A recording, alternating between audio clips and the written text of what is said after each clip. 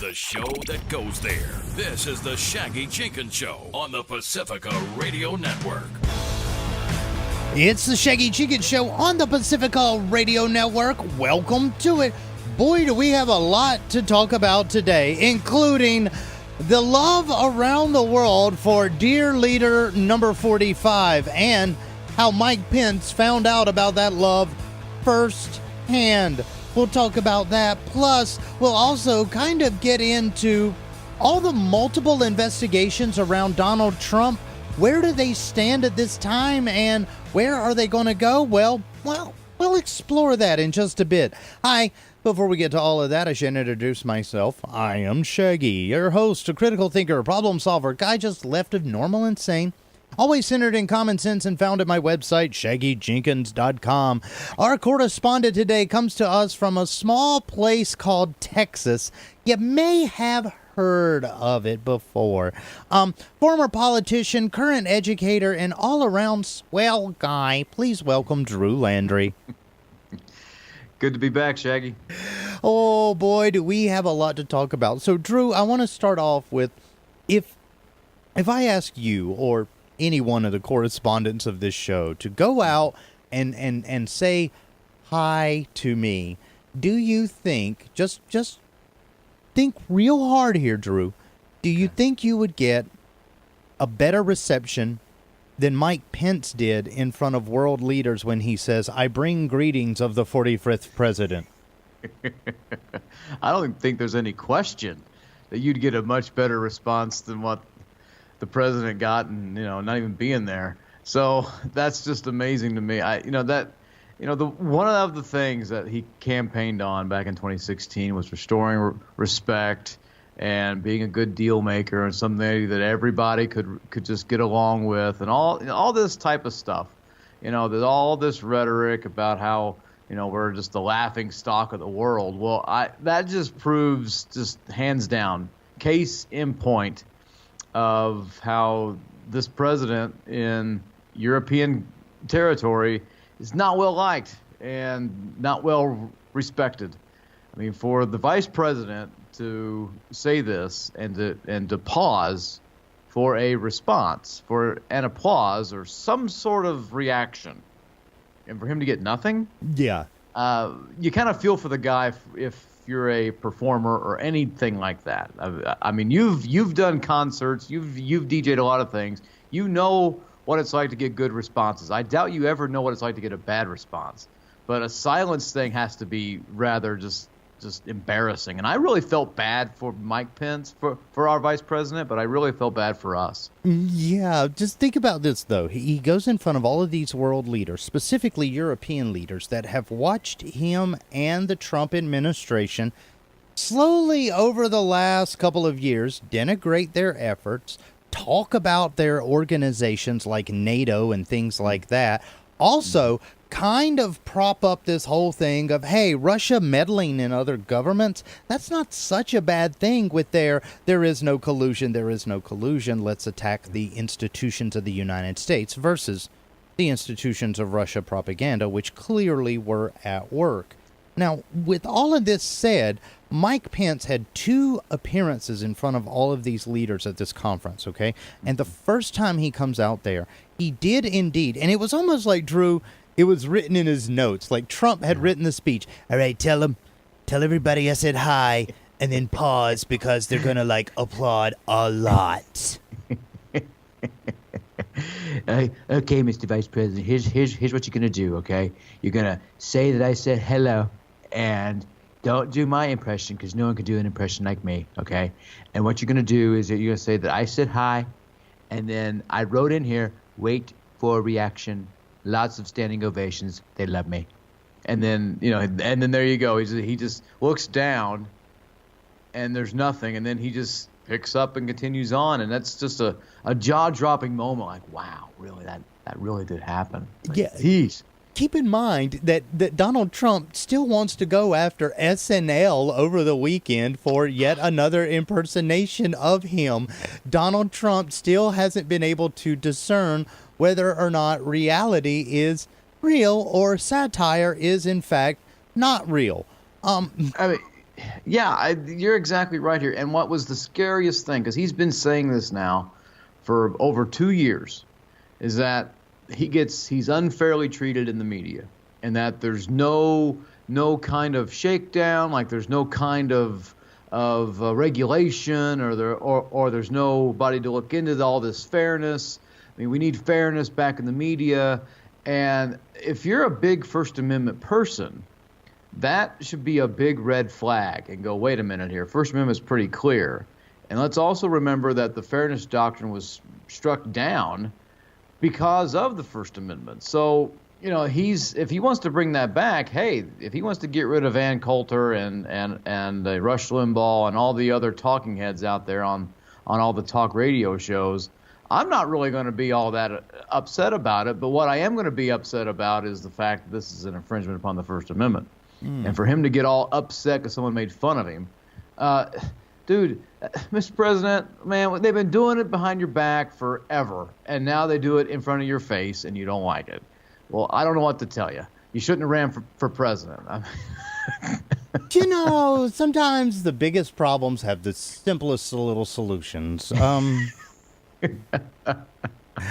I will say this about the current situation of world events, though, because, see, as much as Donald Trump likes to eschew people like NBC and SNL for coming after his character in satire, the thing that he keeps missing is that the stuff that Saturday Night Live is doing is rather tame compared to what world leaders are saying behind his back. And when Friday, Mike Pence decided to go share the tidings of Trump with the world, and didn't get...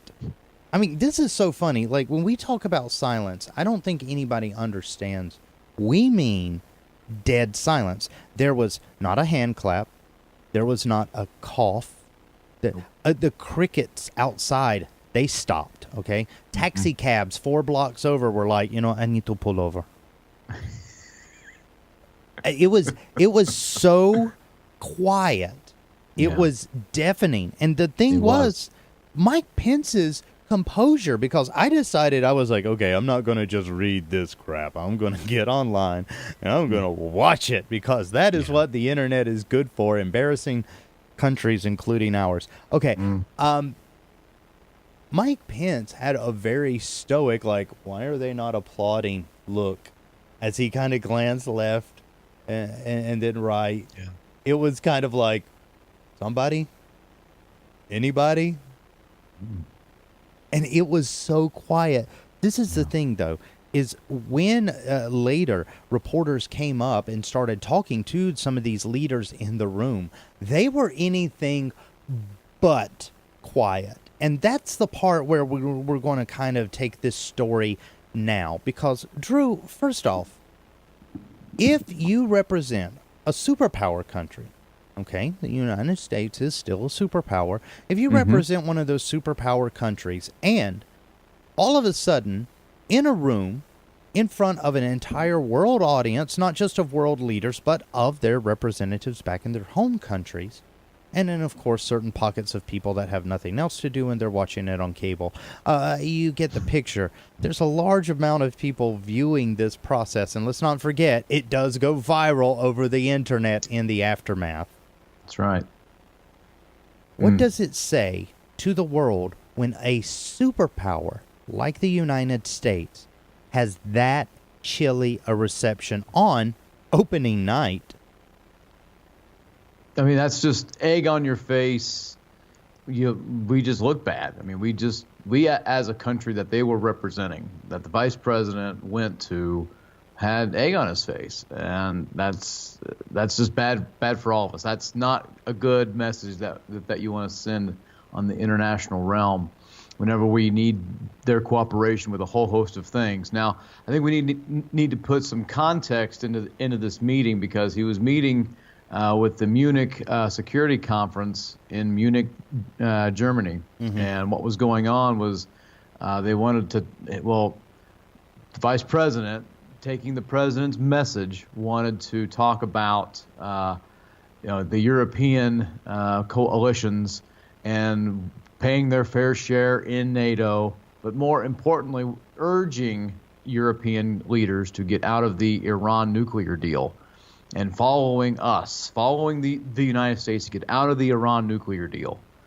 And he was inspired by this because Vice President Pence, along with his wife, and the Poland president and his wife, went to Birkenau, Auschwitz, and the largest death camp during the Holocaust.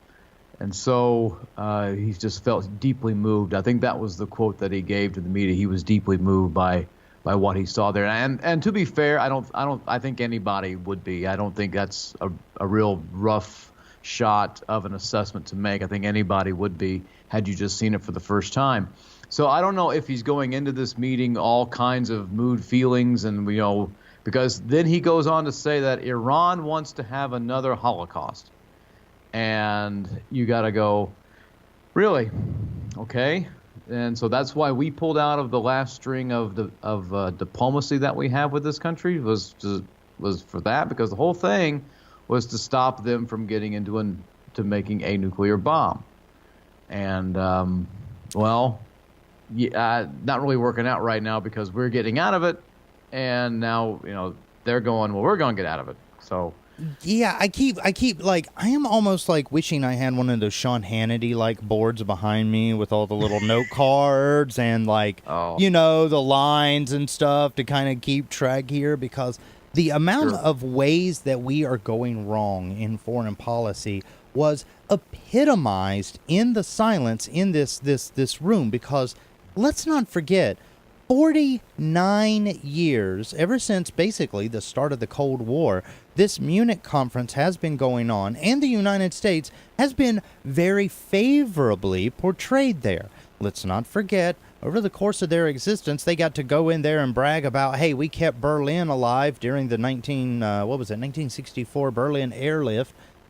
We got to keep East and West kind of not going at war with our standoff against the superpower of the Soviet Union, and being the only country powerful enough to kind of buck their growth in Eastern Europe.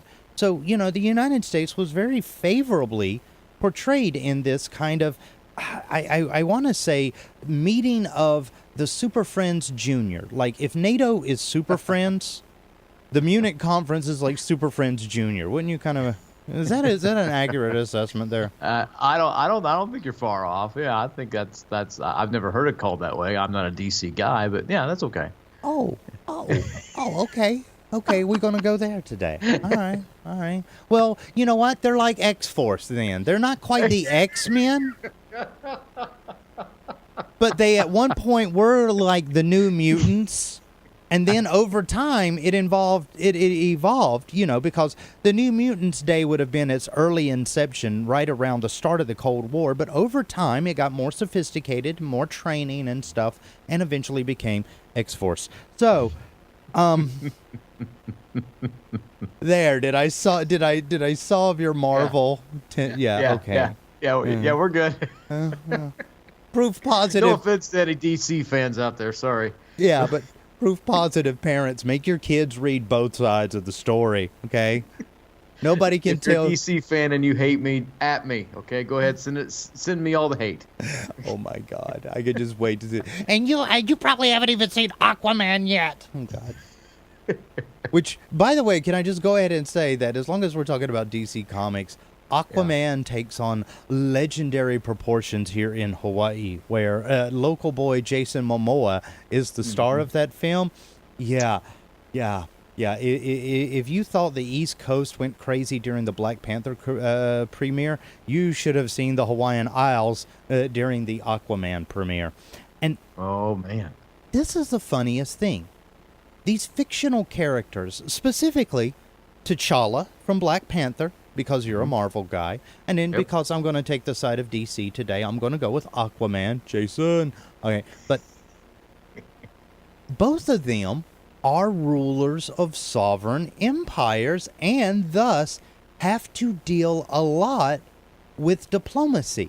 And this is the funny thing. At the end of the original Black Panther movie, I mean, let's just go ahead. DC, you did kind of drop the ball with the whole Aquaman pose at the end of the end credit scene. I mean, really? No. You killing me, dog. You killing me. But yeah. Marvel did the smart thing and showed what it would be like for T'Challa to introduce himself to the world. And guess what he's engaging in his first act of coming out? It's not war. It's not building walls. It's not holographic trees and elephants and stuff anymore. It's diplomacy. Isn't it funny that fictional rulers get it right? And let's just go ahead and say, how many people after watching Black Panther or even Aquaman were like, yeah, I would totally go to their country. I would totally, Wakanda forever. I would totally be there, I would love to hang out there. Not going to lie. I mean, but the silliness aside of this whole matter is that as much as we try to throw in pop culture references to this debate, at the end of the day, it boils down to somebody having a measure of diplomacy. And let's say if we sent out somebody like M'Baku, and, he's going out from Wakanda, and he tells everybody, I bring greetings of our ruler, T'Chaka. People would probably applaud because T'Chaka has done very nice and social things for his country. He's got an instituted national health care program. Energy is basically free, and the information age over there is like enough to make South Korea jealous. Oh my God, I'm talking about a fictional country. Anyways, what show are we on? Okay, this is the thing though.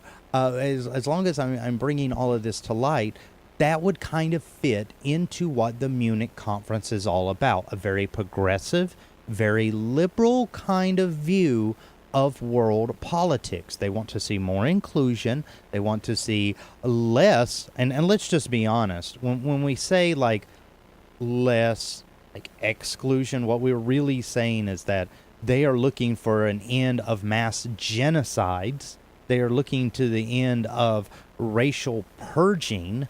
I mean, this is an organization that does kind of like X-Force or, Junior Justice League. Throwing out there, man. Yeah, I think you're onto something, and I like the way that you brought that around because that's exactly what would happen. I mean, if there was some ambassador representing South Africa during the time of Nelson Mandela's tenure as its leader, they would no question clap. Even if it was Vice President Joe Biden, they would clap. If it was vice versa, if Chancellor Angela Merkel sent one of her ambassadors over to our country and said, I bring greetings from Merkel, we would clap. I mean, that's just kind of the decorum. But President Trump, as a private citizen, has had several controversial dealings with European countries as a real estate guy. He was sued up in Scotland for for the golf courses that were up there. He's sued them over the wind turbines. I mean, this is a guy who has many dealings with European countries and European officials in the private sector that this isn't anything new to them. And so they're not particularly thrilled when he's trying to be suddenly diplomatic when in the past he has not been. I mean, he's been a bully nearly his entire life, and they know that that's not going to change just because he's now in the Oval Office of the White House and heading the executive branch. So this is the kind of leader that they have expected, and they don't really appreciate that. And so, this is not a very good moment for the United States. It was an awkward moment for the vice president. And if the president feels that way about the Iran deal, I think he just should have went over there himself and just said it and make the case himself. And that's, maybe he would have had a better response if he said, hi, I'm here. Please clap. This kind of weird thing that some politicians do, or maybe he would even clap for himself. We've seen the president do that several times, where he would just suddenly just clap for himself. But this is the decorum that our longest allies have had is this Donald Trump, who they know him and they don't like him, and I don't blame them. Well, this is the thing. I mean, as long as you're talking about African leaders, I'll go ahead and throw in mind one that kind of, okay, in America, we have Auntie Roo, and everybody knows that's RuPaul Charles from RuPaul's Drag Race. But over in Africa, specifically in Zimbabwe, they have Robert Mugabe. Have you ever heard of him?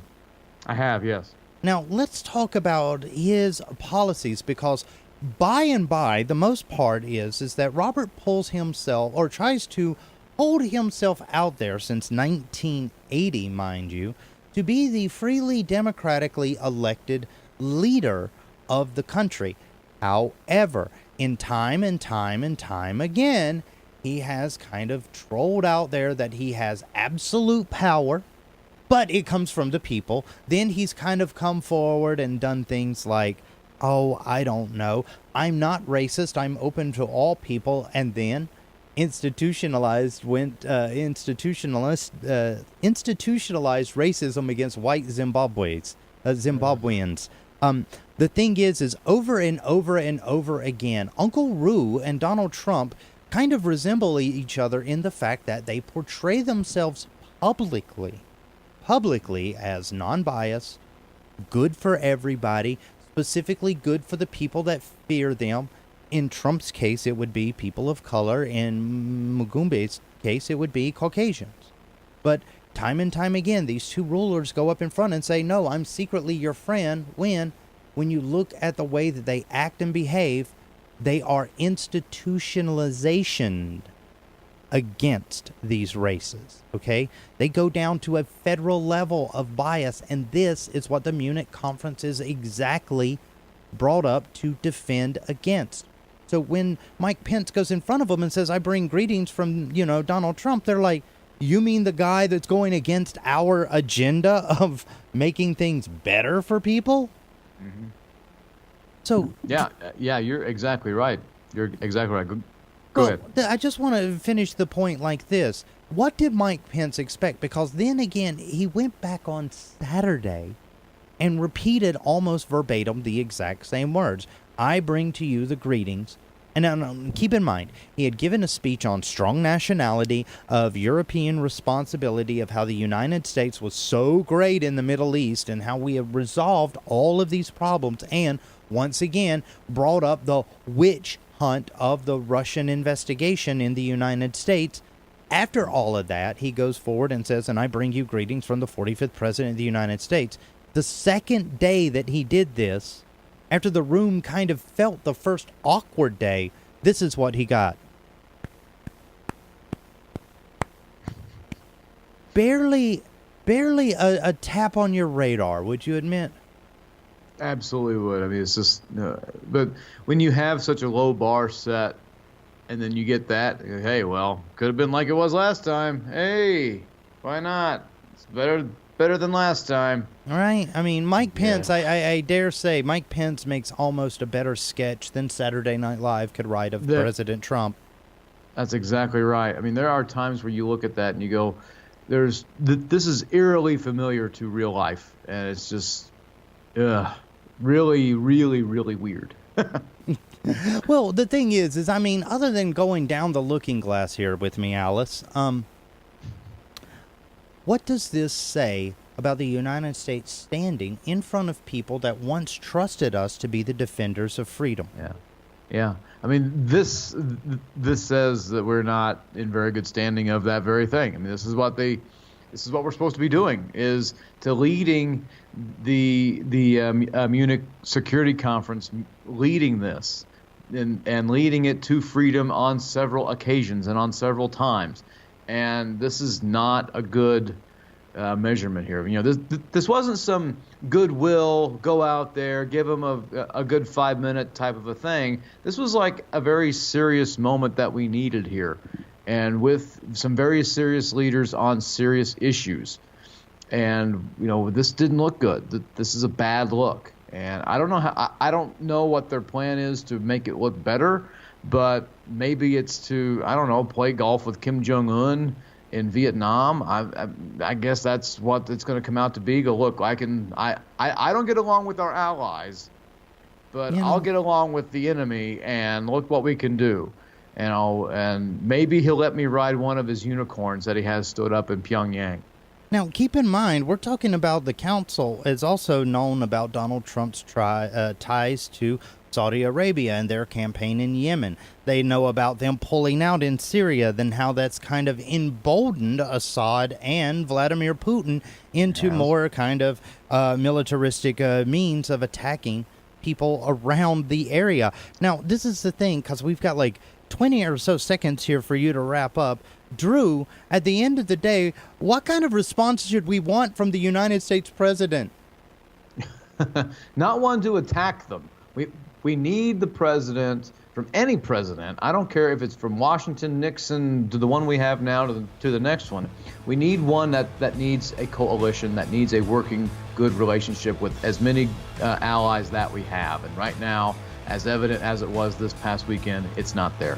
No, and right now the show's got to take a break, so we're not going to be here. Don't worry, we'll be back, and when we do, we've got to talk about Trump, those investigations, and where the hell do they all stand? It's the Shaggy Jenkins Show.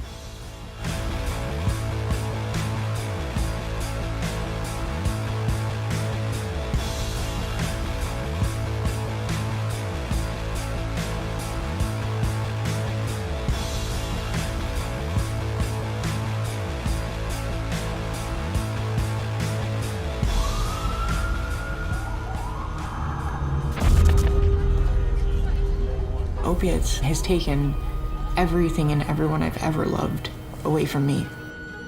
Everything. All I did was dance. I was being scouted for a scholarship. I blew my ankle out and I got prescribed pain pills by my doctor. If making my detox public is gonna help somebody, I'm all for it.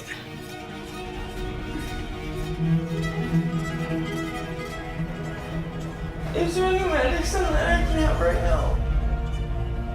I'm cold sweating really bad.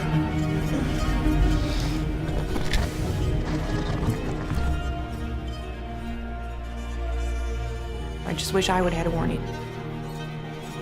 Opioid dependence can happen after just 5 days. Know the truth, spread the truth. Warning. Too much consumption of the Shaggy Jenkins Show could result in a higher IQ, a better understanding of the world, and not being called a f***ing idiot as much. It's the Shaggy Jenkins Show. It's the Shaggy Jenkins Show on the Pacifica Radio Network. Welcome back to it. Hey, if you've missed any part of the first part of the show, it will behoove you to go to our website at shaggyjenkins.com and get caught up on old episodes there. You can also follow me wherever fine social media is served at Shaggy Live, and occasionally you will get comments about how I think I resemble SpongeBob SquarePants. A guy that does not resemble SpongeBob No, I'm just meaning in body form. I'm going through a weightlifting thing, Drew, and sometimes you have to be honest. But a man that is no stranger to the barbecue or the marathon. Please welcome Drew Landry. Good to be back, Shaggy. Yeah.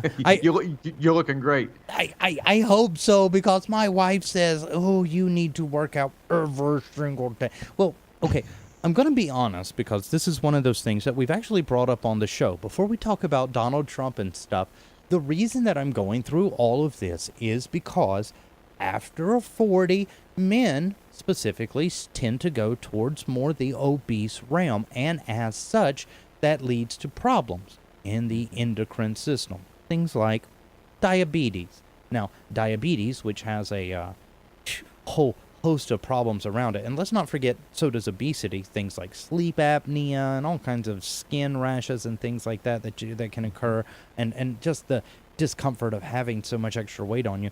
After your 40s, it gets very hard to take it off. So, with the history of heart problems in my family and realizing that the American healthcare system does not cover preemptive care, me and my wife had to go on diets and exercises because we knew that healthcare in this country was a joke. How sad is that? Well, at least you're doing something about it. That's kudos to you. So I know what that's like. Dieting is not easy. Exercising, it takes a lot of willpower. And, getting into a new routine is ever so tough because there'll be times throughout the day where you'll get those urges where you just want a snack or something, and then you fight it off. So you're doing good, man.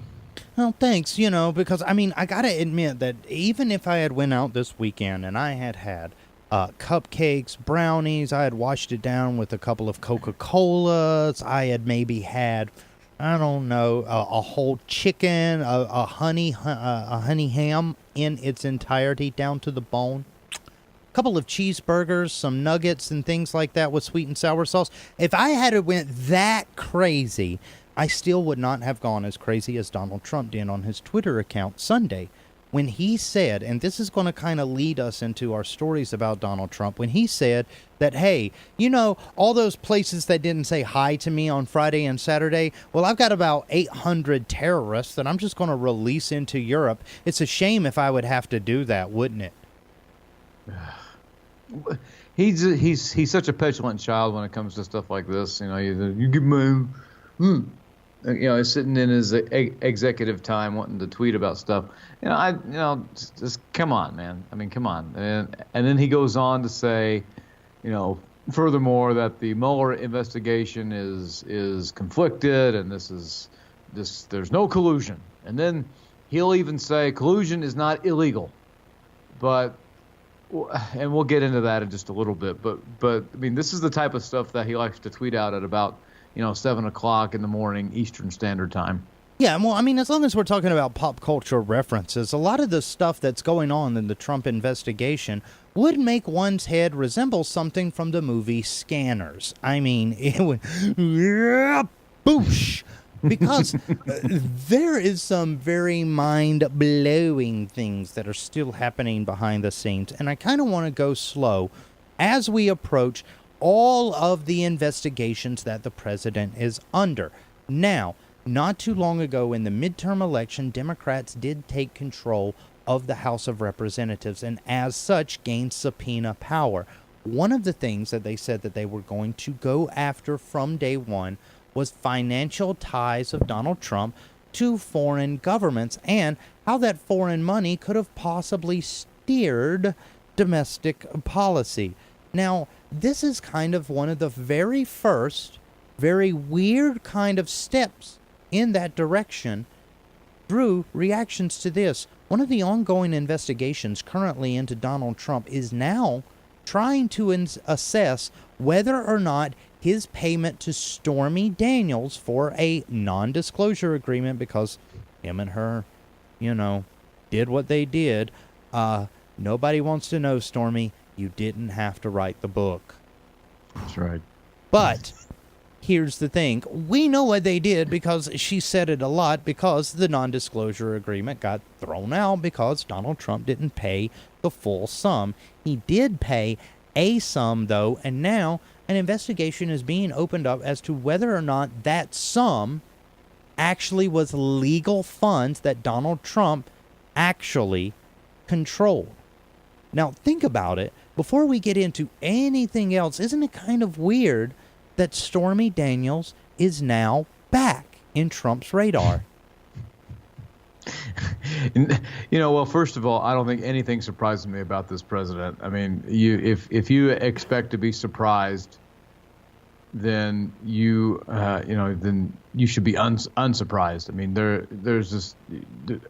There's all kinds of shoes falling down all the time. So, and you see the same people coming in and out of the stories as much as possible, and it's no coincidence. And so we heard about Stormy Daniels and the money. We heard about what they did, and it got real stormy around the Trump Tower or wherever else they were. and all of this and that. So, we kind of have to wonder, where did he get the money to do this? And I think this is what the Democrats are really trying to find out here is he violating the FEC, federal elections law, by using campaign finance money to pay off people. And because it was one of the things that Michael Cohen, oddly enough, is going to go to jail for lying under oath, and now he's wanting to testify and whatever else, but that's a whole other thing. He said, well, it was a campaign thing, and they paid me back because I paid it. And so there's people are really lying. A lot of things are just a bit odd here, but the finance things is exactly what we need to find out in order for us to get clear evidence as to point A gets to point B, which gets to point C, because we have a lot of dots in the air. We have to be able to really connect them, cause and effect, and getting the financial records is going to be a great step in that direction. Yeah, because look, as long as we're talking along these lines, the finances do kind of all, when you're monitoring the timeline of Donald Trump and the various scandals of the Trump administration, the timeline is kind of oddly cemented in it all stems and starts from Stormy Daniels. And it's kind of weird. As much as we've gone down paths of Saudi money, Soviet money, private developer money, money that Trump should not have made from other foreign dignitaries who were forced to stay at his hotel to visit him in Washington, D.C. He still gets that money, by the way, ladies and gentlemen. So with all of these ties into his money, it's kind of funny that all of the scandal, the financial scandal of Donald Trump, at least as far as the national radar, does kind of all go back to beginning with Stormy Daniels. Now, there's another reason that this is kind of intriguing, Drew, and it's something that you can't read into too much of the headlines. Now, I'm going to pose a question to you, and I want you to play like you didn't just get elected to your state representative, but you got elected. You're now at the federal government. You are Representative Drew Landry out of Texas. You've replaced Ted Cruz, and you've proven to be so much better looking in a swimsuit. So, okay, and I can actually play basketball, but anyway. Right, and let's just go ahead and say your facial hair much better. Yeah. Okay. Thank you. Yeah, something for the ladies, Drew. Something for the ladies. But the thing is that eye candy aside, let's put you in the representative mindset, because here's the thing. We keep having these scandals of Donald Trump and money. And from every intelligence branch out there, we know, and once again, this is reading past the headlines and going into things that are known. We know that the FSB, now the remarketed, rebranded KGB, the Russian Secret Service or intelligence community, they're kind of both. Yeah. However, let's say that these guys, they come forward and they're like, we know somebody's vulnerable because there's a certain debt over their head. Rather than going through campaign funds or things like that, we have known in the past that Russian and FSB agents and oligarch agents of Vladimir Putin themselves have donated large sums of money to people in trouble in personal matters in order to have some sort of leverage over them at a later date. It's not just campaign finance money that the House is looking into. And if you were a representative, would it be where you stopped? Would that be where you stopped too? Oh no, that's just the tip of the iceberg. We have to get his tax returns. We have to get every aspect as to who are his dealings. Where is he getting his money? Where is he trying to build further Trump things, while either as a candidate for the presidency in 2015 and 2016, but also as the president in 2017. We're seeing a lot of his family, which is supposed to be running the Trump organization, yet they're acting as spokespeople for either him or his presidency in some particular facet. And we have to figure out, well, which is which? Are they business people or are they government employees? And financial records will be able to really figure out as to what their dealings are, because it's not good. It's not a good governmental move. It's even illegal to be dipping into both sides there.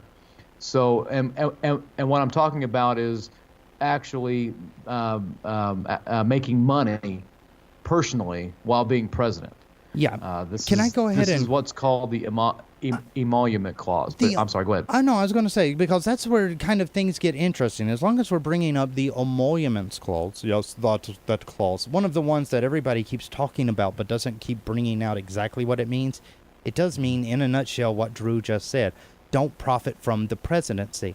But when we start back at the Stormy Daniels timeline, here we go. This is going to get kind of crazy for everybody. Drew, strap yourself in, buddy. I'm ready. Okay. Yeah. So when we start back at the Stormy Daniels timeline, we also have to remember that was during the time of candidate Trump. And not only was Stormy Daniels involved in it, there was Karen McDougal. See how I almost mixed up their names?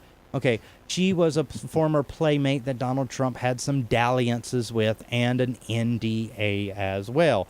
Hey, that's right. This is all I got to say. An NDA, ladies, is kind of like a rich man's STI. So, moving on. Moving on, past Karen McDougal, then we get into Donald Trump and the infamous Donald Trump Jr. Donald Trump, did they not tell each other about the June 2016 meeting in Trump Tower? And was their money exchanged to set up that meeting? Once again, this is about finances.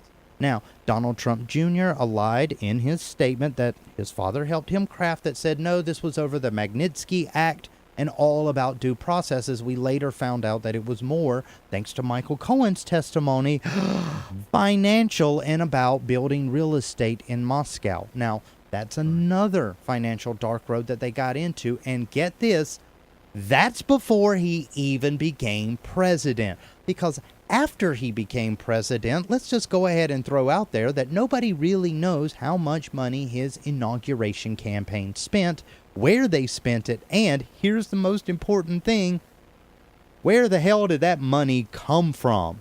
Yeah.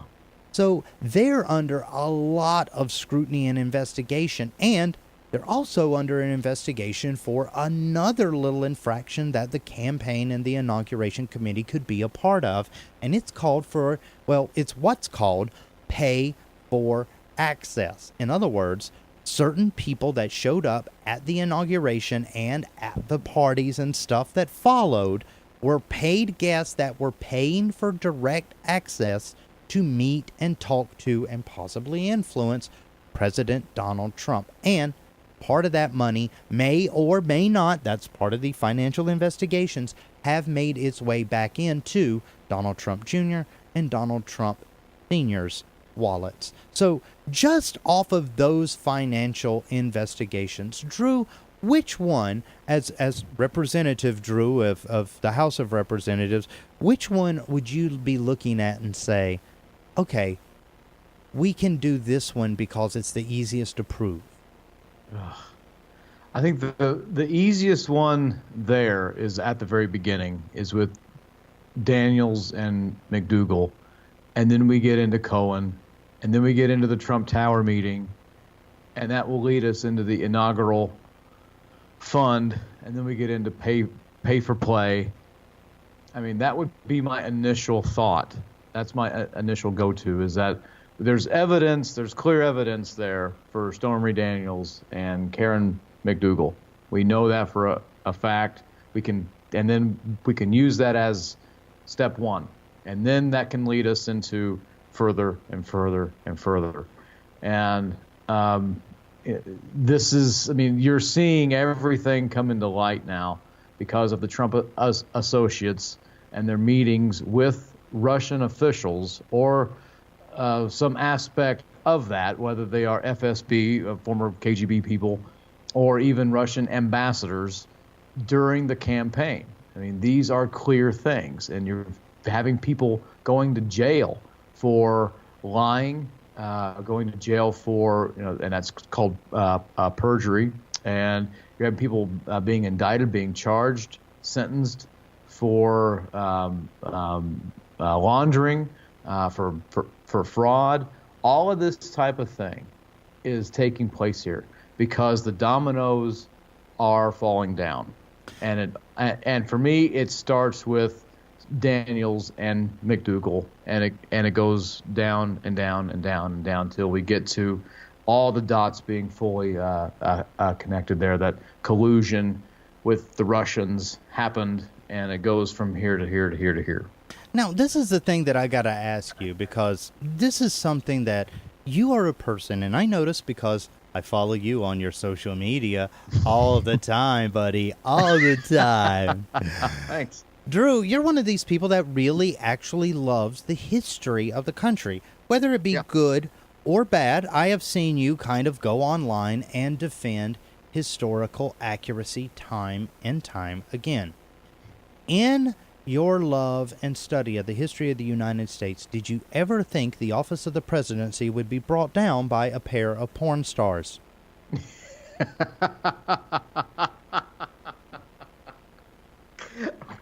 I shouldn't laugh at that, but that is never in my wildest dreams did I ever think that would actually be a case, but I never ever did. I mean, you look back to the progressive era, and you look back to President Roosevelt doing the trust busting, and it was always about for the monopoly, by the monopoly of the monopoly, and then here comes TR with busting up the trusts with the Square Deal, and then you get into FDR with the New Deal, and then you get into Truman with the Fair Deal, and you get into LBJ with the Great Society, and all of these programs that are meant to help out people, and that you could see some scandal maybe with a company or a government contract that didn't use the money correctly. You could think of it as the White House or the presidency going down on something like that. I mean, when you envision stuff like this, you envision the Watergate, the Nixon vision in your head, or even with Ulysses S. Grant and his corruption, even Truman with his corruption towards the end of his time. This is the type of stuff that you think of. You don't ever really come to mind that your presidency will be trampled down because you signed some NDAs with a pornographic star and a Playboy playmate. I mean, this isn't really what people would grasp. But once all is said and done, and once I think my own prediction is that the Mueller investigation will end sometime in the fall. But I think once that fully comes out, and Congress will then, in my hopes, will take action on this, it'll come back to being the NDAs signed and not being fully executed by the Trump, by then candidate Trump, and then President Trump, to Stormy Daniels and Karen McDougal. I mean, because there's a lot of things that have happened across the history of the United States, but I could not imagine, seeing one of those old news reels, way back in the day, and it's like, Calvin Coolidge today was caught with a pair of flappers, I mean... No, you wouldn't think that. I mean, and even at that point, one of the things that came out just a few years ago was that Warren G. Harding had an affair with literally his neighbor's wife, and they would write to each other these passionate love letters. I mean, if you're a 50 Shades of Grey person, this rivals that, if not tops it. So, this is some pretty passionate, heavy writing going on in, early 20th century, late 19th century, time frame here. But even that stuff was even kept off to the side. Even Kennedy's stuff was even kept off the side. Eisenhower's, extramarital affair was kept off to the side. This stuff was just not going to be talked about, not really that important. Mm-mm. But, times change, things happen, and now it's like this is, the end-all, be-all for any candidate, and even presidency. Yeah, because this is the thing, because you're talking about former presidents and how their dalliances were never really brought up into the public spectacle, but then everybody's going to try to throw into our face, but what about Bill Clinton? Wait a minute. Here we go. Ready? Because this is going to really hurt you. Well, it's interesting that you bring that up, because wasn't Bill Clinton's affair brought to light and prosecuted under a special counsel? It was, indeed. There you go. There's your answer. Bully for you, as Theodore Roosevelt would say. Bully. Yes. And he was impeached. Let's also not forget that, too. Yes, he was impeached. Yes. Yeah. So as long as we're going to go there, no, we don't forget history. We just think it's ironic when you want to use it in your defense, and it actually plays into ours. See, that's the thing. It doesn't matter which end of the political spectrum you're under. Donald Trump has been trying to convince everybody, no matter Democrat or Republican, time and time again, that there's no collusion, no ties, no nothing. Yeah. But a person that is really close to his initial campaign just got handed a sentence of 19 years, and that's just in the fraud stuff. That's not even getting into the conspiracy and stuff that could come later. I'm talking, of course, about Paul Manafort. And as long as we're talking about the escalations of investigations around Donald Trump, we have to throw this out, that not only did McCabe, you remember him, former insider of the DOJ, that basically said, yeah, we talked about the 25th Amendment and how other people could be thinking about it, not how we were thinking about it, but maybe if other people... You know what that is, Drew? That's like me and you, because I'm on this diet. This is me and you standing beside the cakes at a buffet bar and say, what would it be like if someone ate that carrot cake? I don't know, you would reply to me. I'm assuming if someone did do that, someone could get a little pleasure, but could be in a lot of trouble with institutions that are in charge of watching you, i.e. my wife. And then, of course, I would rebut, well, if some people were to have this cake in front of some others, what would it take for those others, perhaps not, to whistle-blow me back to the administrations that are supposed to? And look, as facetious as we're being, no, okay, maybe yes. Maybe I really am craving something sweet right now, and that's why I brought up cake. Help me. But also, I brought this up for a very special reason, is because that's exactly what Donald Trump is doing right now. He's going towards all the investigators and all the people that are are around the institutions of keeping him in check and saying, well, what if I did this? Oh, okay, well, that's not a good outcome, so what if I did that? And he keeps doing this over and over and over again until he comes back to the institutions that are looking at him with kind of a, I know what I'm supposed to do, high and mighty attitude. And I hate to say it, Drew, kind of effective, isn't it? Yeah, I wish I had a good answer. I mean, I do. I really wish I had a good answer for that, because this kind of attitude is not really something that we've seen before. This is really uncharted waters with him. Nixon had this kind of thing here in some regard, but Nixon was presidential, and Nixon actually was able to set up a lot of things before he left office. And so, this is a whole different territory. With it's rather, and I don't want to, I guess, really, for a lack of a better term here, this is rather gangster. Like, this is like mobster type. Yeah. And it's not exactly positive. So no. And Drew, that's where we got to leave it today. Mafioso and not very positive. I'm sorry, everybody. Hopefully tomorrow we'll have a better picture. Till next time, love you, mean it. Get in, bye. We are out.